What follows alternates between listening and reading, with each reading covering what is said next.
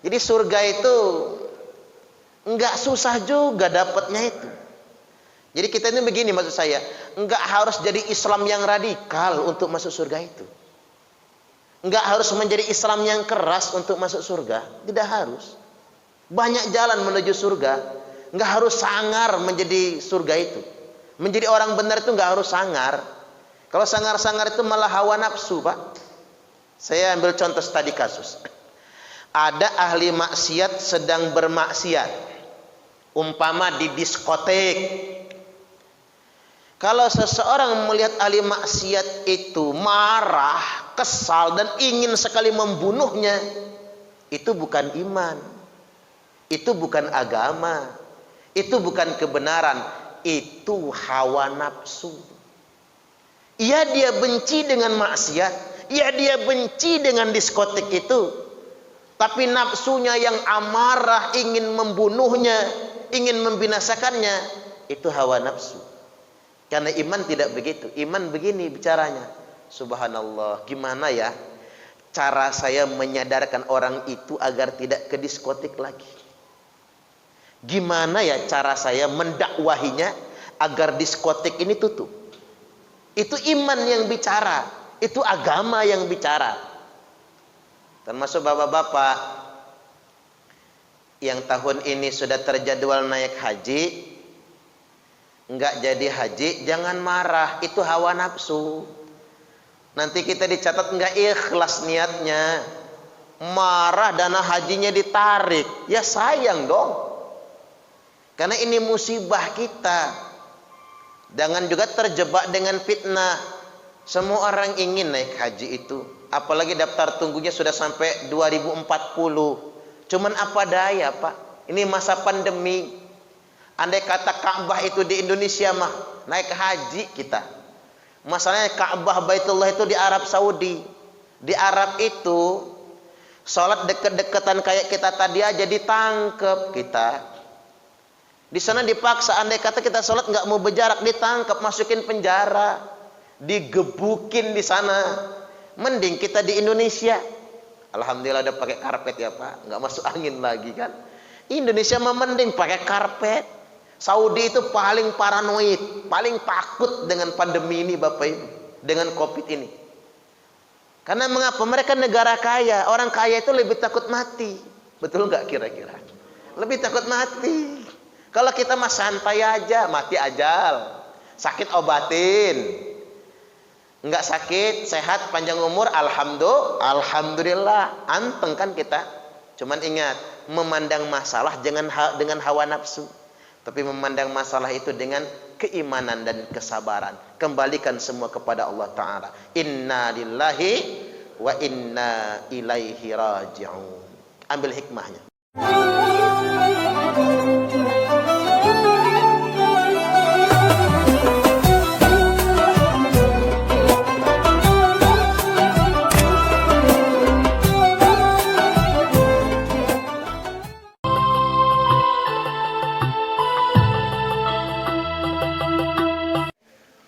Islam itu artinya keselamatan. Maka agama Islam itu adalah agama keselamatan. Tujuan Islam dan diutusnya Nabiullah Muhammad sallallahu alaihi wasallam itu untuk menyelamatkan dan untuk menyadarkan umat manusia. Jadi salah Bapak Ibu kalau Islam itu kita bawa isinya menakut-nakuti, mencaci maki, atau isinya malah menghukum umat manusia. Islam bukan agama hukuman, karena hukuman itu yaumuddin, nanti di akhirat. Islam itu bukan juga agama caci maki, maka Islam didakwahkan bukan untuk menghinakan siapapun, tapi untuk memuliakan umat manusia. Bahkan sebetulnya sejatinya ajaran Islam itu Islam agama dakwah. Bahkan mohon maaf, bukan agama perang. Perang itu kalau kepepet saja. Jadi jangan sampai kita mendahulukan Islam itu dari perangnya. Jihad itu tidak harus selalu berarti perang. Makanya ada ulama mengatakan jihad di zaman sekarang bukan mati di jalan Allah, tapi jihad di zaman sekarang adalah hidup di jalan Allah. Nah, Islam ini nggak boleh kehilangan esensinya. Esensi sejatinya ajaran Islam itu menyelamatkan dan menyadarkan. Islam agama dakwah. Makanya a'udzubillahi minasyaitonir rajim. Kuntum khaira ummatin ukhrijat linnas.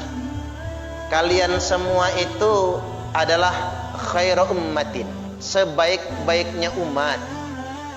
Ukhrijat linnas, yang dikeluarkan untuk segenap manusia, bukan untuk memaki, bukan untuk memerangi, bukan untuk menghukum, bukan untuk memaksa, tapi ta'muruna bil ma'ruf wa tanhauna 'anil munkar. Agar kalian semua mengajak kepada perbuatan ma'ruf, kebajikan-kebajikan, wa tanhauna 'anil munkar, dan mencegah perbuatan munkar. Kalimatnya saja mencegah Bapak Ibu, bukan memberantas. Kalau memberantas itu ngebuk, menghukum, nyiksa. Ini mencegah. Karena Islam itu memang unsurnya dakwah. Makanya Nabi waktu itu ketemu ahli maksiat bukan menghukum ahli maksiat, tapi mengajak ahli maksiat berubah dari maksiat menjadi taat. Nabi waktu itu ketemu dengan orang-orang yang zalim, kafir Quraisy yang aniaya, bukan memerangi mereka, tapi mengajak mereka untuk sadar. Bahkan ketika Nabi disiksa, sahabat disiksa, Nabi tidak berdoa agar Allah menghukum mereka, tapi justru Nabi berdoa agar Allah memberikan hidayah kepada mereka. Nah, itulah sejatinya ajaran Islam. Jadi kita ini sedang mempropagandakan, bahasa kasarnya Pak, mendakwahkan kebenaran agar dengan dakwah kita jadi sababiah agar orang mendapatkan hidayah dari Allah Subhanahu wa taala. Nah, ini umat Islam nggak boleh lupa dengan esensi ajaran ini. Bahwasanya Islam agama dakwah, bukan agama marah-marah, bukan agama caci maki, apalagi agama yang identiknya perang. Apalagi perangnya perang saudara. Berdakwalah semampu kita, bahkan menyebarlah ke seluruh alam untuk satu tujuan, membangun kesadaran agar setiap orang mendapatkan hidayah dari Allah Ta'ala. Mudah-mudahan kita bisa amalkan. Allahumma amin. Saya hendak menyampaikan tentang jauhi merasa paling suci, jauhi merasa paling baik sendiri. Memang sih orang pinter cenderung merasa paling pinter, orang baik cenderung merasa paling baik. Kalau sudah soleh, taat, cenderung merasa paling suci.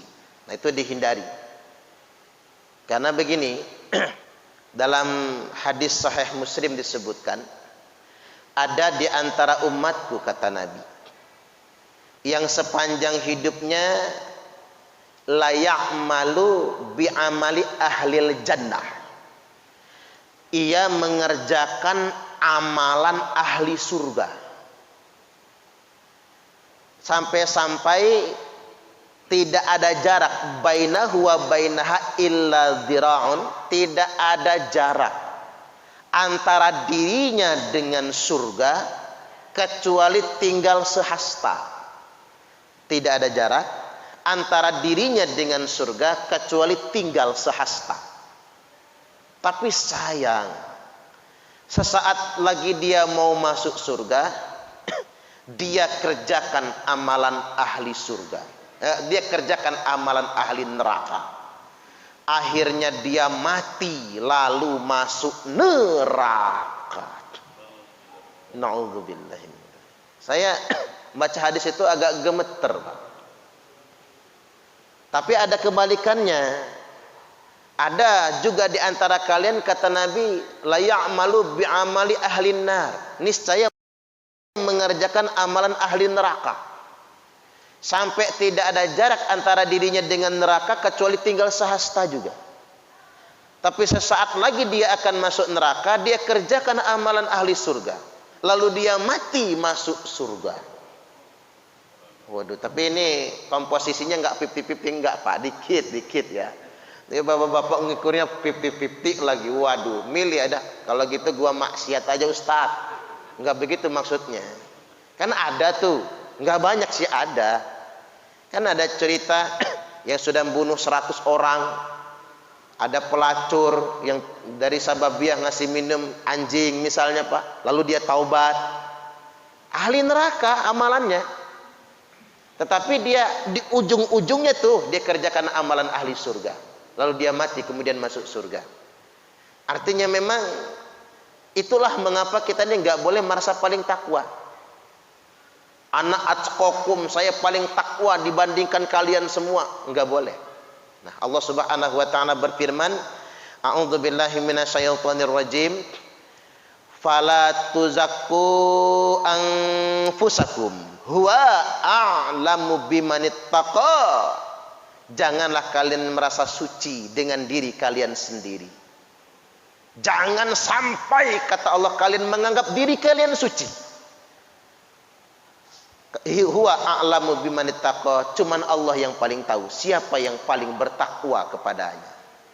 Ini enggak boleh merasa paling baik, enggak boleh merasa paling takwa. Atau begini bahasanya biar lebih enak dengarnya. Jadi orang baik itu wajib. Merasa paling baik jelek. Jadi orang takwa itu wajib.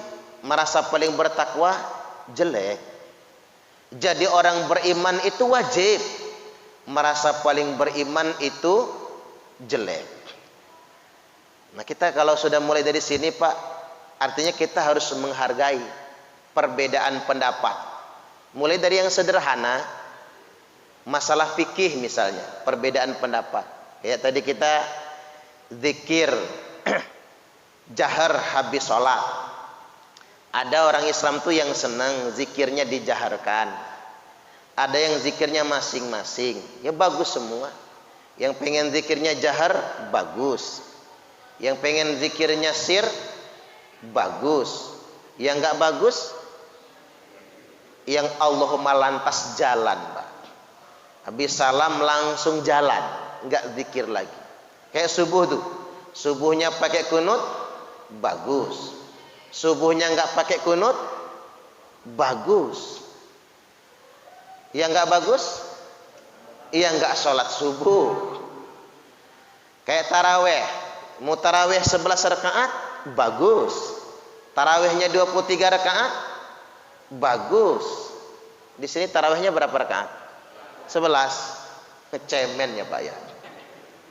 Di masjid saya 11 juga. Kita itu begini, kalau tarawih itu mengapa kita pilih 11? Karena memang kita mampunya 11. Itu jawaban yang benar. Jangan begini Pak, lebih dari 11 bid'ah. Ada yang ngomong begitu. Lebih dari 11 bid'ah katanya. Padahal tarawih berjamaah di masjid itu kan mulai diistiqomahkan zaman Khalifah Umar bin Khattab. Dikerjakannya 20 rakaat. Di zaman Utsman 20 rakaat. Di zaman Ali 20 rakaat. Makanya kalau fatwa 4 madhab, fatwa Imam Hanafi tarawih dengan witir itu 23 rakaat.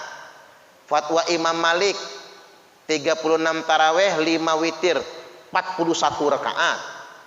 Fatwa Imam Syafi'i 23 rakaat dengan witir. Fatwa Imam Hambali 23 rakaat dengan witir. Jadi imam 4 tuh tidak ada yang berfatwa 11.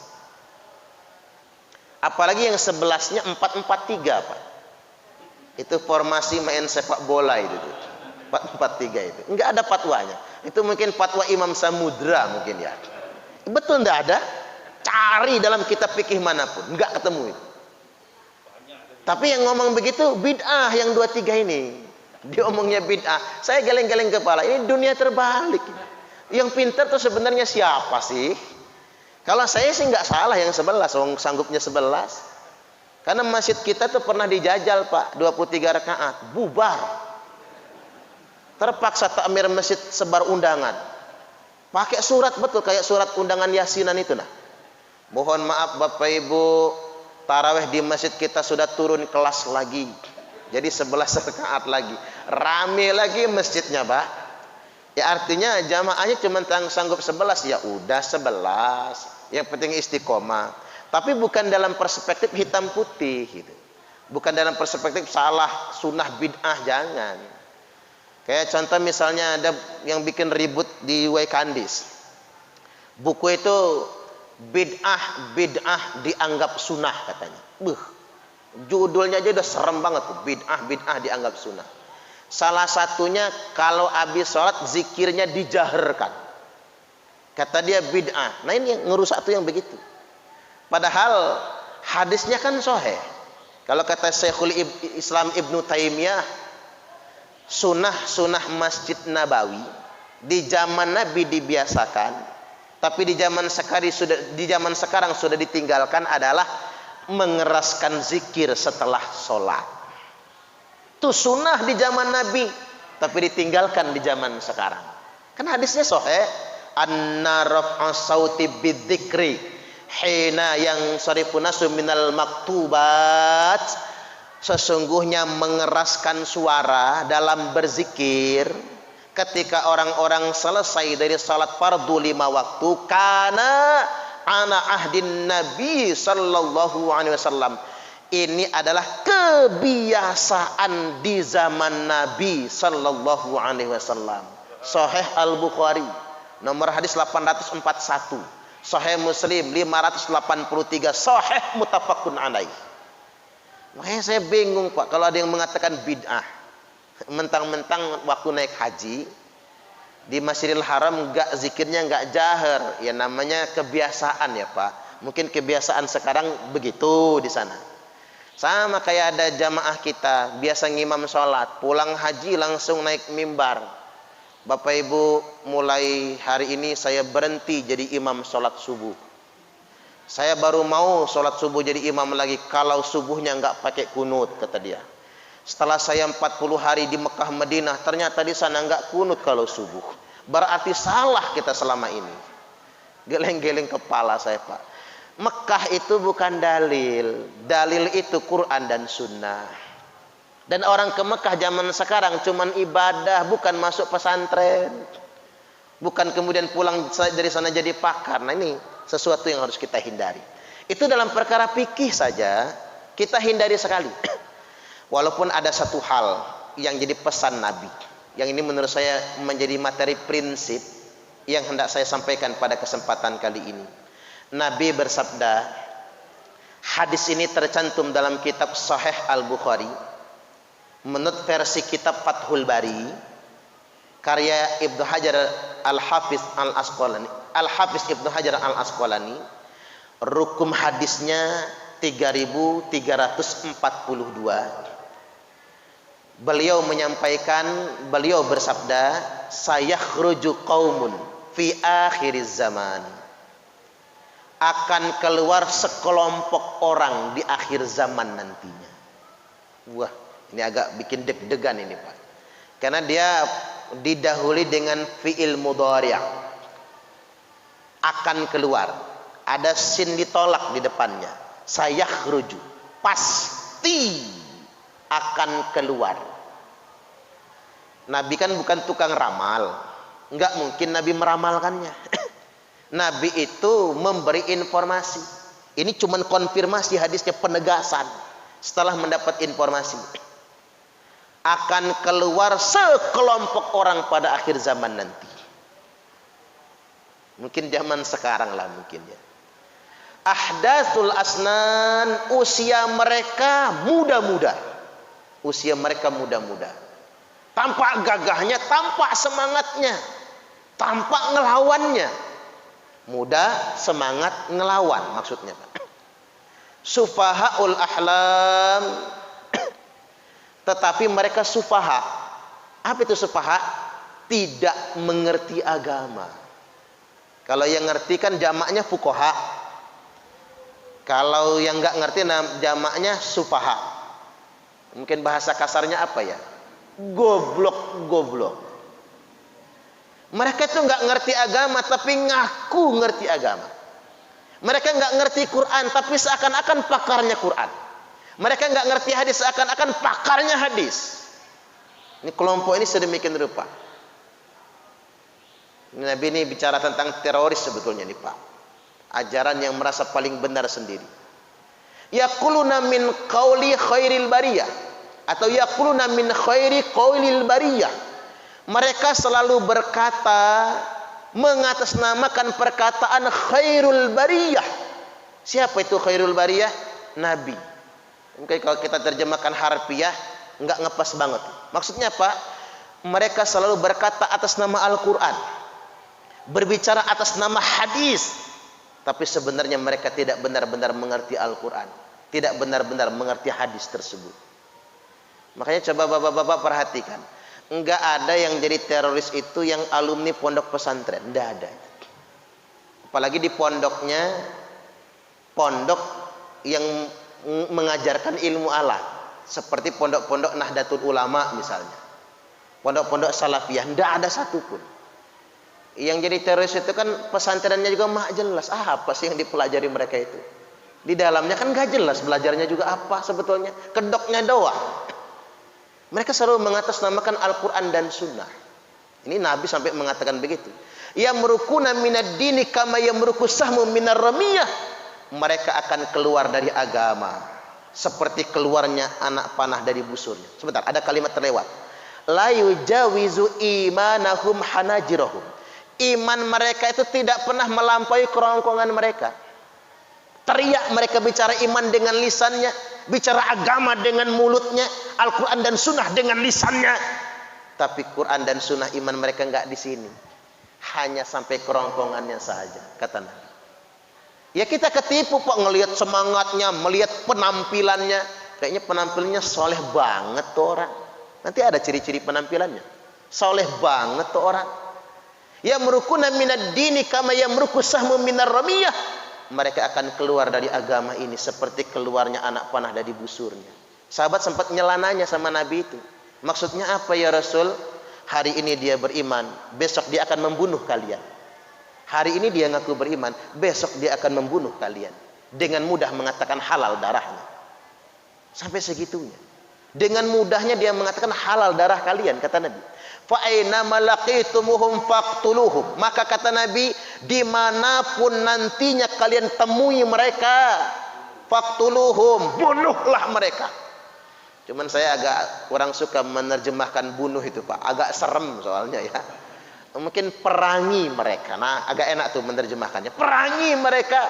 Fa inna fi qatlihim ajran liman qatalahu yaumal qiyamah. Karena sesungguhnya memerangi mereka. Padahal fi qatlihim itu membunuh mereka tuh. Harfiahnya benar. Sesungguhnya membunuh mereka ajron, pahala, liman qatalahu yaumal qiyamah, bagi yang membunuhnya pada hari kiamat nanti. Jadi sebetulnya yang gede pahalanya bukan terorisnya. Yang gede pahalanya itu Densus 88, Pak. Jadi yang mati syahid itu bukan teroris. Kalau terorisnya mati sangit, udah mutung sama bomnya. Yang mati syahid itu Densus 88. Jangan terbalik logika berpikir kita. Karena yang memeranginya yang justru pahalanya gede banget. Umat Islam nggak boleh hitam putih. Tidak boleh ada satupun ulama yang membenarkan aksi terorisme. Tidak boleh itu. Atau seperti membela teroris.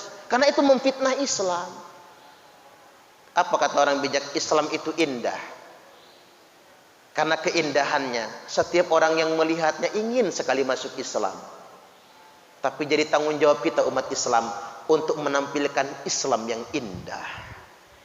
Kalau kata Habib Nurmagomedov, atlet tarung UFC juara internasional yang mengalahkan McGregor kemarin ya Pak ya. Apa kata beliau? Orang melihat Islam bukan dengan mempelajari Al-Quran, tapi orang melihat Islam dengan melihat perilaku kalian. Maka perindahlah kelak perilaku kalian, kata Habib, agar orang melihat Islam itu indah. Iya juga ya Pak. Non-Muslim itu tidak belajar Islam dengan cara membaca Quran, tapi mereka melihat kelakuan orang Islam. Ini penting tanggung jawab kita sebagai orang Islam. Memerangi mereka, saya kembali ke hadis tadi, memerangi mereka itu pahala. Makanya kita umat Islam semua lapisan dengan kemampuan masing-masing harus memerangi terorisme. Karena itu benar-benar bertentangan dengan nilai-nilai Islam. Kita nggak usah nebak-nebak ini proyek siapa, Pak. Yang jelas ini proyek Yahudi. Tapi ngapa pula umat Islam ini mau diperdaya sedemikian rupa? Baik, saya kembali lagi. Teroris yang dikatakan Nabi ini cikal bakalnya sudah ada di zaman Nabi. Teroris pertama dalam Islam namanya Dzul Khuwaisirah. Saya gunakan kata teroris karena itu yang familiar di kuping kita. Dzul Khuwaisirah. Dzul Khuwaisirah ini, Pak, Nabi lagi membagikan ghanimah, harta rampasan perang. Dia mengkritik Nabi. Ya Rasulullah, berbuat adilah. Jadi memang dari dulu teroris itu mengatasnamakan keadilan dalam berjuang. Nabi aja dikritiknya nggak adil. Makanya saya sering buat pernyataan, terorisme muncul bukan karena ketidakadilan, tapi terorisme muncul karena sesat paham, salah paham, gagal paham. Hati-hati. Karena dari zaman Nabi mereka mempersoalkan kata ketidakadilan. Nabi, kata Nabi, saya adalah orang yang paling adil dibanding kalian semua. Enggak puas Dzul Khuwaisirah, Pak. Dia berdiri, balik badan, pulang dia. Waduh, kebayangkan pegelnya sahabat lain. Umar bin Khattab ngomong, Rasul minta izin, saya akan tebas leher orang itu. Kata Khalid bin Walid, nggak usah Rasul, saya aja. Tak ajak duel tuh orang, dia apa saya yang menang. Saya penggal lehernya. Apa jawab Nabi? Jangan. Kalau kalian membunuhnya, orang lain akan memfitnah Muhammad mengeksekusi sahabatnya sendiri. Para sahabatnya orang soleh. Kata Umar bin Khattab, ya Rasul, betapa banyak orang yang berkata iman dengan lisannya tapi tidak ada di dalam hatinya. Yaquluna bi alsinatihim ma laisa fi qulubihim. Sudah, kata Nabi, jangan. Sekarang.